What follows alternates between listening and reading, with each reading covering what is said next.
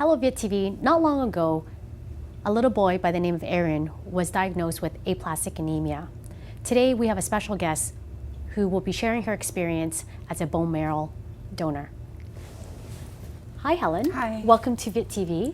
Can you please tell us a little bit more about yourself? So my name is Helen. I'm born and raised in Toronto. I'm in accounting.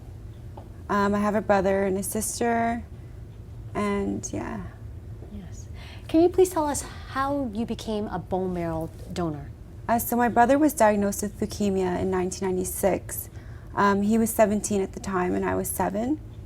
And our family was really lucky to find out that I was a bone marrow match with him. And from there we did the transplant. And what was he diagnosed with? He was diagnosed with leukemia. So his white blood count was really low. So he needed that bone marrow donor. And how long was it before when he was diagnosed to when they found out that you were a match? The match was really quick. So right when he was diagnosed, we had to check the immediate family first to see if anyone was a match. And then from there, I guess you spread out to cousins and uncles. And then if you can't find that, then you go out to the blood banks. So we were lucky, we just had to do our immediate family. And then that was almost instantly. And the surgery happened, I believe, within 6 months. Wow. Do you remember the surgery? Do you remember that experience? All I remember is getting put to sleep. And then I woke up the next morning. I was at Sick Kids. My brother was at Princess Margaret. And I was able to go visit him. And I went home. Okay, so it was a short surgery. Was there any pain involved at all? From what I remember, I was so young. But I have no scarring or anything because the procedure is done on your lower back. And I have no scarring from that. And you live a normal life. Do you play sports? I've tried Muay Thai. Yes. I work out at the gym, or I try. But no, it had no negative effect on my life, my physical health, or anything. Okay, and no scarring as well. No scarring, yeah. Yes. And for those people who are interested in getting a swab test, what would you say to them when they ask you about getting a bone marrow procedure? Mm-hmm. What would you like to say to them? I would honestly do the procedure 100, 1,000 times if that meant saving lives. And a lot of people, not just Ari, they need bone marrow donors, especially like in the Asian community and other communities. So we need, I guess he just needs as many people to come out. Mm-hmm. Will you be there at the swab drive on January the 23rd? I could be there, yeah. Yes. Excellent. Mm-hmm. You were only 7 years old at the time you got a bone marrow transplant. Yeah. What was it like being a 7-year-old, and when they asked you, can you donate your bone marrow, did you understand what was going on? Okay, well, from what I remember, the doctors still, even though I was 7, they had to ask whether or not I wanted to do the procedure, and they let me know the risks and whatnot. And from what I said was, if this will save my brother's life, then yes. I'm pretty sure. I was just really young. I don't remember much, yeah. I'm just really surprised that you're only 7 because from my understanding now, the age is between 18 to 35.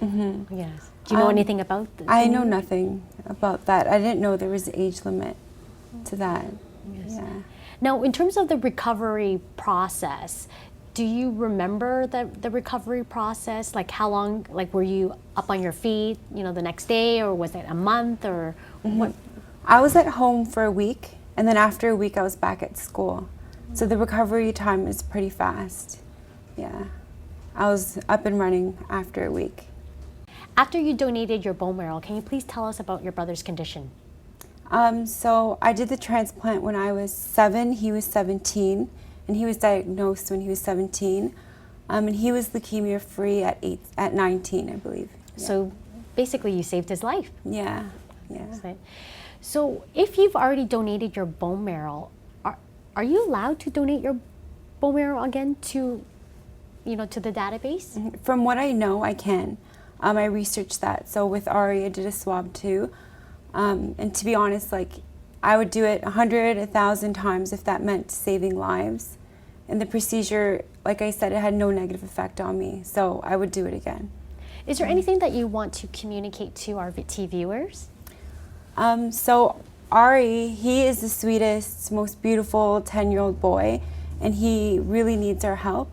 So if we were to come together to help spread the word, and I guess to help him find a bone marrow donor, then we could help save his precious life too.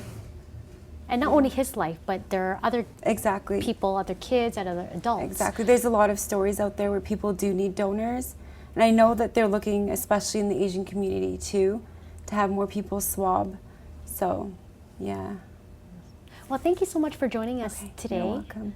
And sharing, your story. We hope that the VidTV viewers have a better understanding of what it means to donate your bone marrow. Thank you again. Okay, you're welcome.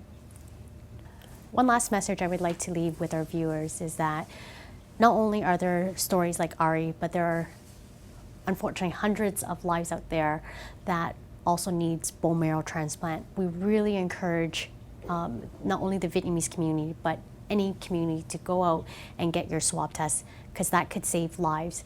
The Asian community has one of the lowest rates of donors, so we really need to do as much as we can, not only to save Ari, but to save other lives. Thank you.